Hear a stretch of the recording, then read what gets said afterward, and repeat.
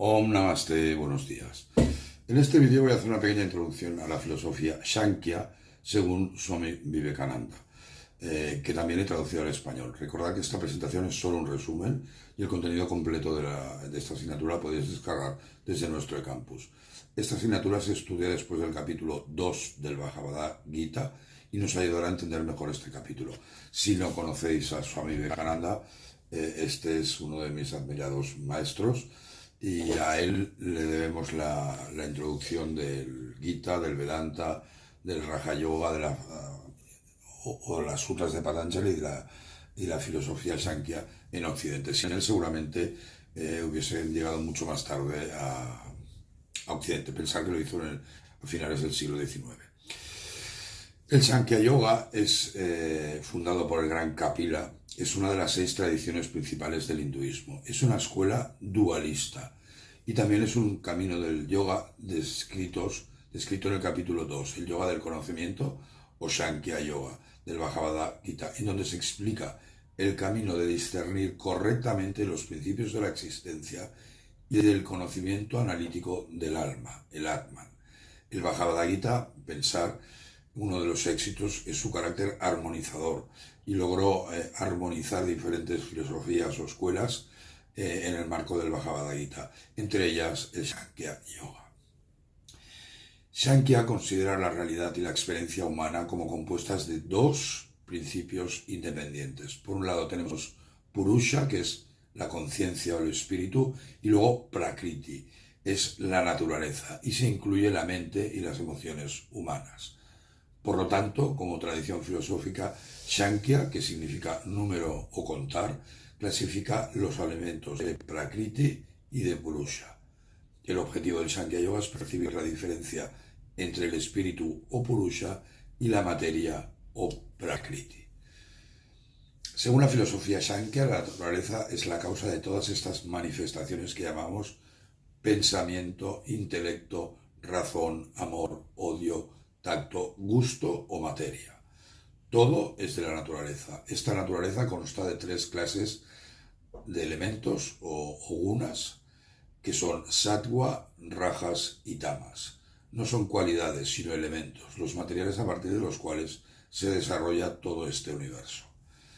Purusha es la conciencia testigo, es absoluta, independiente, libre, más allá de la percepción, por encima de cualquier experiencia de la mente o los sentidos, e imposible de describir con palabras. Y os leo el verso 22 del capítulo 8. Este Purusha supremo puede ser alcanzado por la devoción total. En él habitan todos los seres. Todo está impregnado por él. La primera manifestación de esta Prakriti en el cosmos es lo que el Sankhya llama Mahat. Podemos llamarla inteligencia, el gran principio. El gran principio, perdón. El primer cambio en Prakriti es esa inteligencia. Cubre todos los terrenos de la subconsciencia, la consciencia y la supraconsciencia. Se considera que el sabio Kapila fue uno de los fundadores de esta escuela. No está claro en qué siglo del primer milenio antes de Cristo vivió, ya que es nombrado en el Rig Veda, pero seguramente con otro significado, y en el Svetasvatara Upanishad. El Bhagavad Gita, en el verso 26 del capítulo 10, dice: de todos los árboles yo soy Ashvata, de los sabios divinos Narada, de los perfectos yo soy el sabio Kapila. Recordar que era Krishna quien estaba hablando. Sankhya fue codificado en el 350 después de Cristo, mucho después que el Bhagavad Gita, en el Sankhya Karika, el texto más importante de la escuela Sankhya. Los Yoga Sutras de Patanjali, que conforman gran parte de nuestra comprensión moderna de la filosofía del yoga, se basaron en el sistema Sankhya, y como tal, Sankhya define el lenguaje del yoga. Swami Vivekananda decía que la filosofía Sankhya de Kapila fue el primer sistema racional que el mundo vio jamás. Para Kapila no hay un dios creador del universo. La naturaleza es suficiente por sí misma. De alguna manera, el Sankhya dice Dios no es necesario.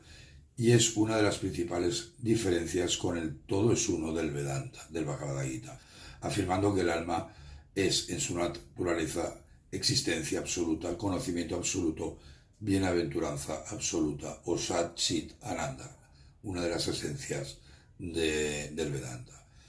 El filósofo Adi Shankara, recordar que era Advaita Vedanta, sistema no dual, consideró al Sankhya como el principal oponente del Vedanta. Criticó la opinión Sankhya de que la causa del universo es una Prakriti poco inteligente. Según Shankara, solo el Brahman inteligente puede ser tal causa. Considero que la filosofía Sankhya, tal como se propone en el Sankhya Karika, era inconsistente con las enseñanzas de los Vedas, y considero que el dualismo del sistema Sankhya no era védico.